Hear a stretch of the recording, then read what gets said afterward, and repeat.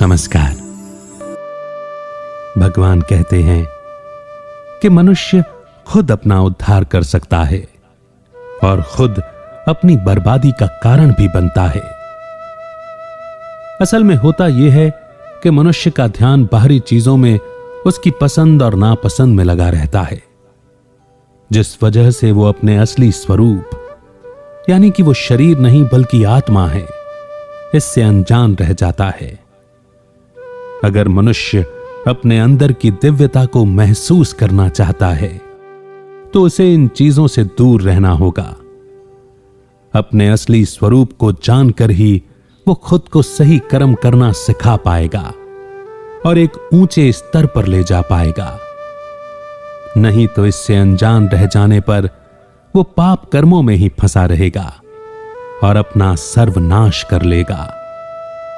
इसीलिए कोई और नहीं बल्कि मनुष्य खुद अपना दोस्त और दुश्मन होता है।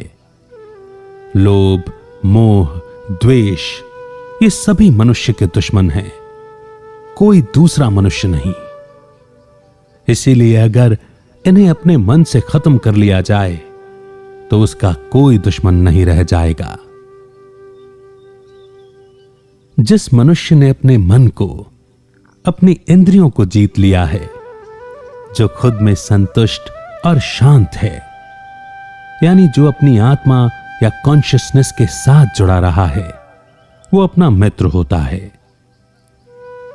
जब मनुष्य खुद को जीत लेता है तो वो शांत हो जाता है। अगर शांति चाहिए तो इस चंचल मन को काबू में करना होगा। जब मनुष्य शांत हो जाता है तो उसके मन में दुविधा कम होने लगती है और सही फैसले लेने की शक्ति बढ़ने लगती है। योगी भी वही बन सकता है जो शांत है, और परमात्मा में भी वही लीन हो सकता है जिसके मन में कोई हलचल नहीं है। जो परमात्मा में लीन हो जाता है वो पूरी तरह से शांति अनुभव करता है। इसीलिए सुख दुख की कोई भी परिस्थिति उसे हिला नहीं सकती, क्योंकि जब मनुष्य अपने आत्म भाव में ठहर जाता है तो बाहर की कोई स्थिति या हलचल उसे बेचैन नहीं कर पाती। इसका मतलब यह नहीं है कि उसका कोई रिएक्शन नहीं होगा, बल्कि मतलब यह है कि वो कोई ना कोई रास्ता निकालकर उस स्थिति को मैनेज कर लेगा, लेकिन परेशान नहीं होगा। इसे ही परमात्म प्रेम में समाये रहना कहते हैं। योग मनुष्य को हर स्तर पर शांत करता चला जाता है। जैसे सर्दी गर्मी शरीर को महसूस होते हैं, सुख दुख मन को महसूस होते हैं, और मान अपमान अहंकार के स्तर पर होता है। इस तरह एक योगी हर स्तर पर शांत हो जाता है, क्योंकि उसकी एनर्जी बैलेंस हो जाती है और इन सारे तत्वों को शरीर से जुड़ा हुआ मानकर वो इनका त्याग कर देता है। यहां ज्ञान का मतलब है अपने असली स्वरूप यानी आत्मा को जानना और उसे अनुभव कर उसमें टिके रहना। ज्ञान की इस स्थिति को योग द्वारा हासिल किया जाता है। योग करने से अर्थात मेडिटेशन करने से मनुष्य अपने आत्म भाव यानी कि सोल कॉन्शियसनेस में टिक जाता है। तब उसका अहंकार प्रेम में बदल जाता है, बुद्धि हर एक के लिए सम हो जाती है और माइंड स्टेबल हो जाता है। यहां एक बात और कही गई है कि आत्मा के ज्ञान के साथ साथ बाहर का भी ज्ञान होता है, उसे विज्ञान कहते हैं। विज्ञान का मतलब है अपने अनुभव से बाहर किसी चीज को जानना या परखना।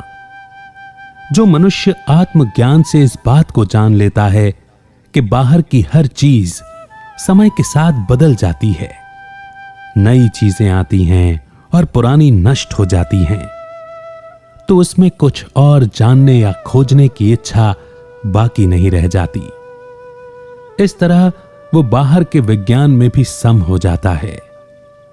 जब तक मनुष्य के मन में बाहर को जानने की इच्छा होगी तो उसके मन में भी हलचल होगी, जो उसके अंदर शांति नहीं आने देगी, क्योंकि बाहर की यह खोज कभी खत्म नहीं होती।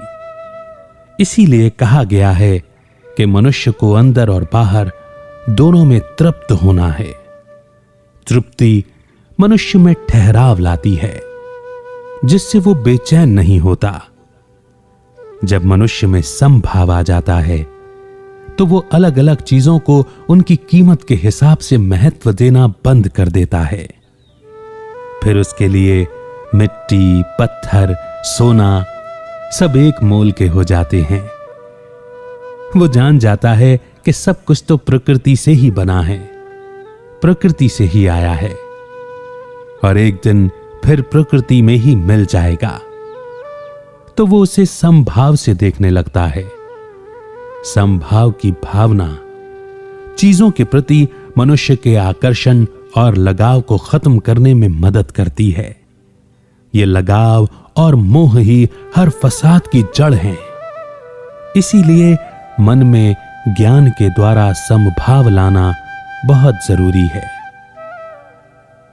इस श्लोक में श्रेष्ठ मनुष्य उसे कहा गया है जो दोस्त, दुश्मन, धर्मात्मा, पापी सबको समभाव से देखता है। वो अनेकता में भी उस एक आत्म तत्व को ही देखता है। समभाव आने से बाहर राग द्वेष पैदा नहीं होता और इसीलिए मन में कोई हलचल पैदा नहीं होती।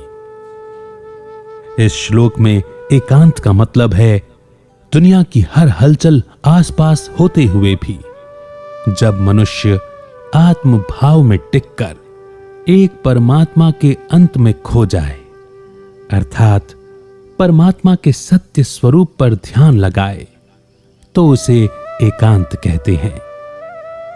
इसका मतलब यह नहीं है कि मनुष्य को किसी जंगल में या घर के किसी कोने में अकेले बैठ जाना चाहिए, बल्कि शोर शराबे के बीच रहते हुए भी जब मनुष्य किसी और को नहीं ढूंढता बल्कि खुद में स्थित होकर तृप्त और खुश रहता है, तो उसे ही एकांत में रहना कहते हैं। ऐसा मनुष्य अकेला होकर भी अकेला नहीं होता।